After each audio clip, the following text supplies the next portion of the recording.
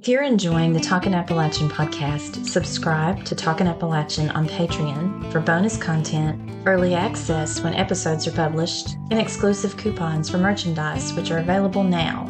You can also become a subscriber on Facebook for those same benefits, just without being able to select your preferred subscription level. Hope to see you there.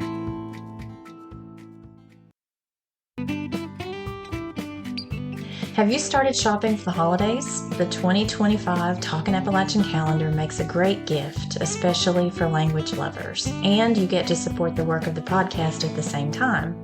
Follow the link in the show notes or on our social media pages, or go to Ivy Attic Company on Etsy, where you'll see the calendar featured along with jewelry and other accessories handmade from coal and river glass, sourced in the Central Appalachian Mountains. That's Ivy Attic Company on Etsy, and the link is in the show notes. This is Amy, and you're listening to the Talkin' Appalachian podcast.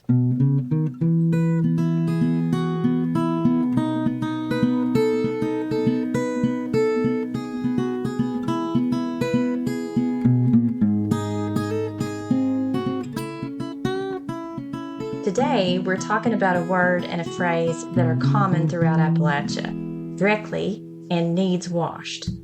If you're a teacher, especially a writing teacher, I hope you might find this episode especially helpful. Before we get into the history of the words, here's a refresher on the function of words in a dialect, especially if you haven't listened to the early episodes in Season 1.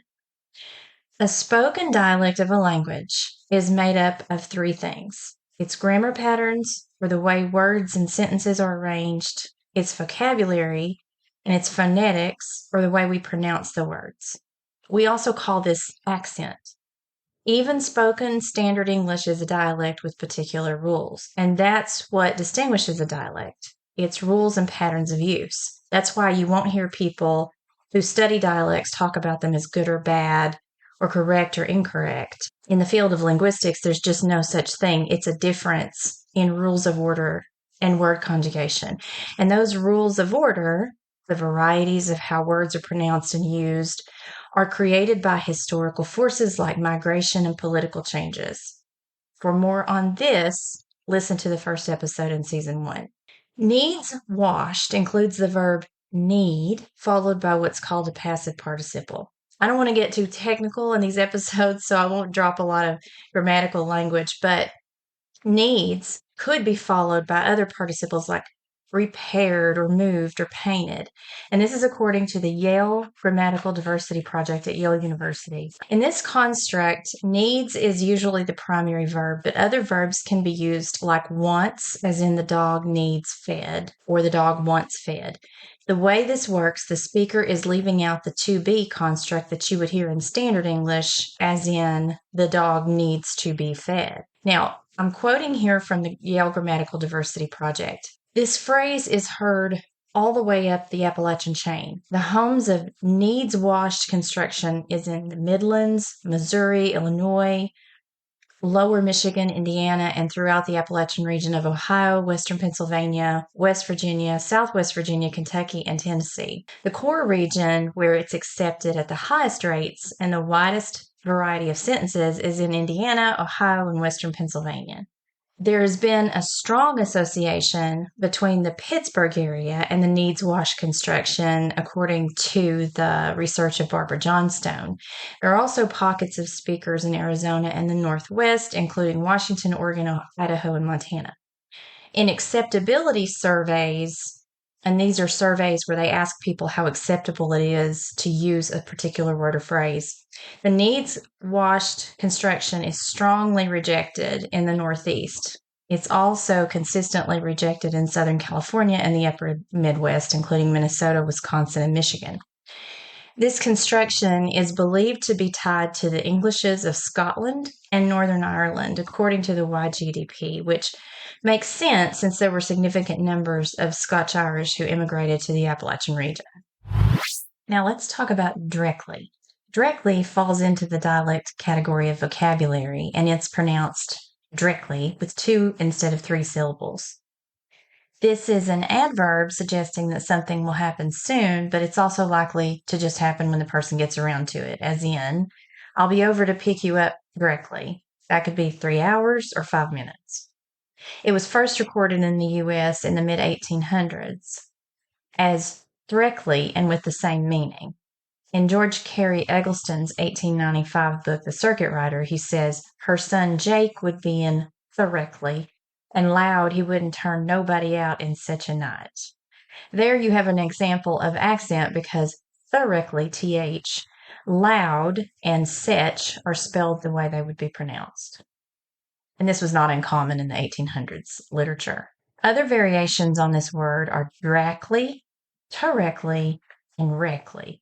When I posted about this on social, several people mentioned hearing or using this word in Kentucky, upstate South Carolina, western North Carolina, upper East Tennessee, and North Georgia. And of course, because I'm from Southwest Virginia, I'll add that we say it here too. Now, if you're an educator, you might wonder what to do if you see constructs or words like this on an assignment. My first question would be, what's the assignment? If it's creative writing and a character is using vernacular or non-standard dialect features like this, then that's a good sign of character development. They're showing what the character's like, where they're from. They're showing instead of telling. They're using dialogue for that. But if it's an assignment where only standard English is allowed, then my hope is that you allow for 1 or 2 drafts with your feedback so students have the opportunity to code switch from one dialect to another in the final draft. I personally don't mark through words that come from spoken dialect. If I want them to code switch, instead I highlight the word or phrase, I tell them where it comes from, and I explain that it's part of their spoken dialect. Then I show them how to code switch. If you want them to say, the car needs to be washed, then explain how and why that infinitive phrase to be can be included to code switch to standard English. Taking the time to teach students this way, instead of simply marking it out and calling it incorrect, achieves several things. Number 1, they learn about their linguistic heritage instead of hearing that it's wrong. That teaches them nothing. If they learn about their linguistic heritage, they're learning about history, they're learning about geography. If you show them migration patterns and where it's from, they learn about sociolinguistics. And you have this podcast in the book and lots of resources like the Yale Grammatical Diversity Project and the Dictionary of American Regional English. So many other resources if you want to educate yourself about that. I'm also developing a series for teachers that I hope to launch in the spring. Number 2, they learn double the grammar and understand how grammar works in different dialects. So they're learning grammar even though they don't know that they're learning grammar. And number 3, they will have a better attitude about writing with a deeper understanding about how the rules of written and spoken language work, especially when you separate written and spoken language into 2 different skill sets. It really comes down to audience and purpose when you're deciding how to say something and how formal you need to be. We know this is true about attitude from the research that we've done in the Appalachian Writing Project. So that's it for this episode. Thanks so much for listening, and remember to follow me on social and on YouTube where you'll find photos and maps to go along with these episodes. And I hope you'll join our community on Patreon where I'm about to start a huge behind-the-scenes series on a new project.